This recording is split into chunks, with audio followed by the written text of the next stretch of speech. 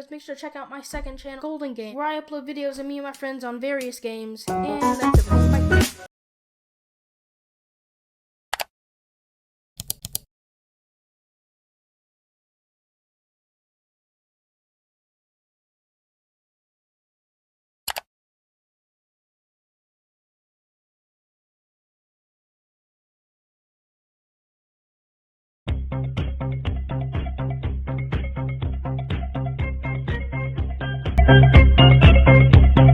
Battle passes are the worst thing to happen to gaming ever. I'm sure that a lot of you can agree that this trend in gaming that Fortnite created was a terrible addition to next-gen gaming in general. Now, this isn't to say that the Fortnite Battle Pass wasn't a good idea at that time with that game, but with every game piggybacking on the same exact idea, the idea became extremely fleshed out and really repetitive. Now, the idea of the Battle Pass was to level up through doing challenges, which you would earn XP from. When Fortnite created their Battle Pass, they started off with a different kind of method where you would level up using stars that you would earn from challenges. Now, this changed later on when they changed their system from stars to XP, which is the more common route that games take nowadays. And before they actually changed it, Apex Legends picked up the Battle Pass method, and instead of using XP, they also used stars, but the stars worked in a little bit of a different way. Like, they weren't the exact same as Fortnite, but it was still a pretty similar concept. And while Apex still uses the star method, Fortnite has completely changed over to the XP method. I think this was in Season 2 that they actually made the change for that. I'm not sure exactly when it was. I really stopped playing after Season 11 of Fortnite. But this was a terrible change in my opinion, because it merged the Battle Pass levels in your actual seasonal level, so now they were just one and the same, and I just felt like that gave you less to grind for, and it just made the game like have less, like, I don't know, appeal to it maybe. And this whole Battle Pass system was fun in Fortnite, especially in the earlier seasons like 2, 3, and 4. That was like the prime of Fortnite and the prime of Battle Passes in general. And after that, it really just went downhill from there, because that's when every single game decided that they wanted to add a Battle Pass to their next game. First, it was other games that copied the Battle Royale genre. Then other games started picking up. Games like Halo, Multiverses, Rainbow Six Siege, PUBG, Destiny 2, Avengers, For Honor, Call of Duty. Like, seriously, why? It ruins all the games, honestly. In my opinion, to me, it ruins them. I just cannot grasp why every single AAA title needs to have a Battle Pass in it. Now, some of you might say that I'm overreacting. Come on now. And, you know, you might be right. I might agree with you. I want you to listen closely. Your opinion is not respected here. Battle Passes don't just suck because they're extremely fleshed out and they're being milked by every single AAA company. No. Battle Passes suck because they are the most tedious form of grinding in gaming history. And it's, no matter what game you play, it's always the exact same concept, and I think that's the part that really gets me. It's the exact same thing in every game you play. It doesn't feel any different. In fact, when you go from playing games like Fortnite, where they give you really, really good rewards, like things like good skins and actual things you want to use in the game, then you go and play Call of Duty, where you get these crappy like skins that you can't even tell are skins. Like, if I saw you wearing that skin, I wouldn't even realize you're wearing a skin. I would think that's the normal character, because it doesn't have anything that makes it look like a skin that's worth buying or worth paying for or worth grinding for. And for some reason, people still think that Battle Passes are good. And when you're trying to level up in a Battle Pass, it's really just generic no matter what you play. It's the same thing every time.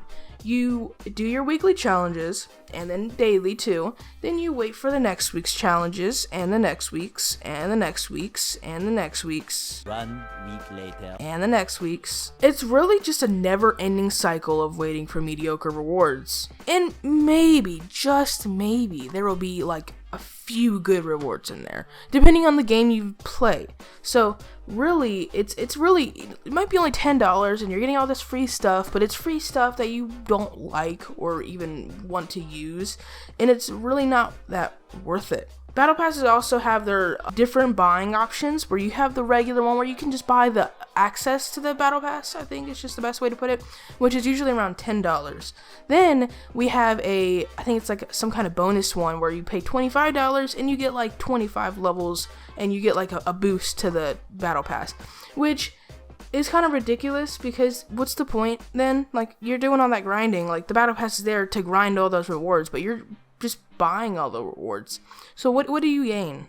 What do you gain from that? There goes the interest point of the game. Fortnite's battle pass is the only battle pass that really ever worked. Of course, Fortnite's kind of dead now, and I don't really play it, nor do I really like it. So, you know, that's kind of dead and buried.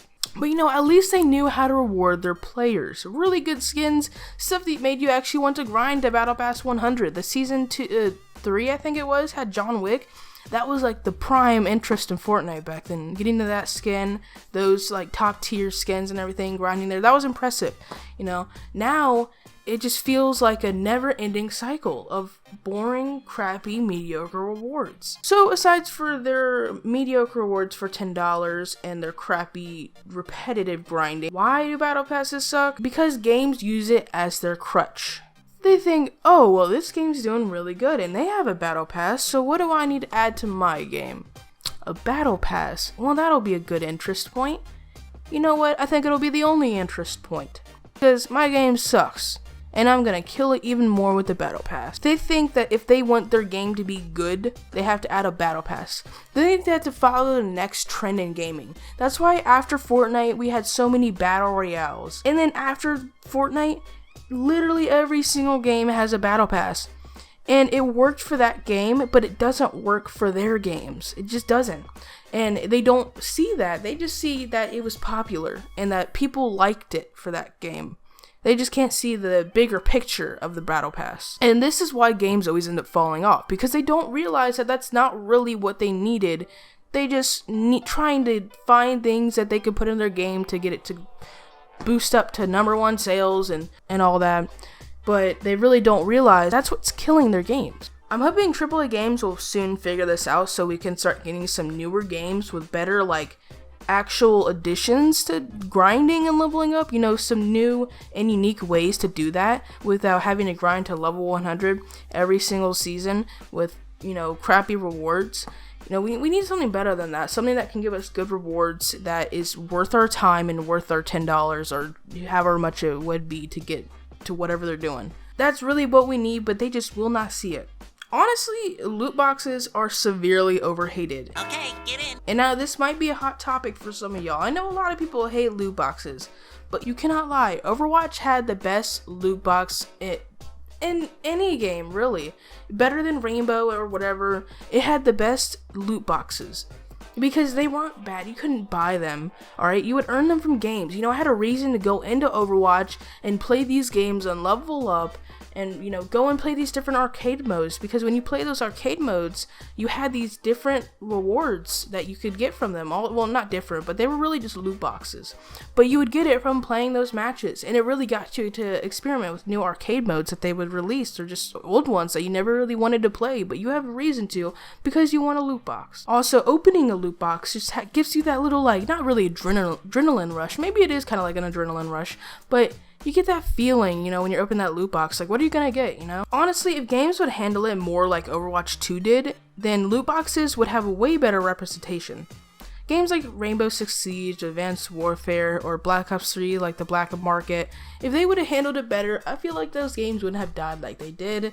Or maybe, well, Rainbow, I'm not gonna say Rainbow's dead, alright? Before I get, like, a ton of hate comments in my video. I'm not saying Rainbow's dead.